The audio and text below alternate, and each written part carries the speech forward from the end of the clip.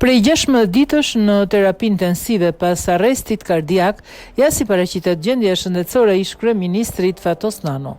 Ish kryeministri Fatos Nano vijon të qëndrojë në terapi intensive prej 16 ditësh, ndërsa gjendja e tij vijon të jetë e rëndë, raportojnë burimet për mediat.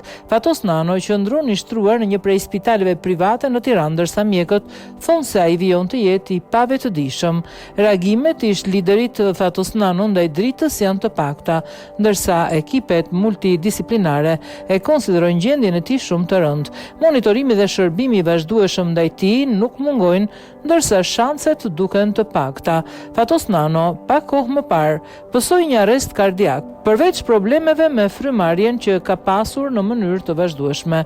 Mjekët e ambulancës, të cilët shkuan menjëherë pranë tij, tha se zemra e kishte pushuar, por arritën ta kthenin në jetë. Truri i tij është jashtë funksionit, ndërsa ende nuk ka një reagim nga të afërmit.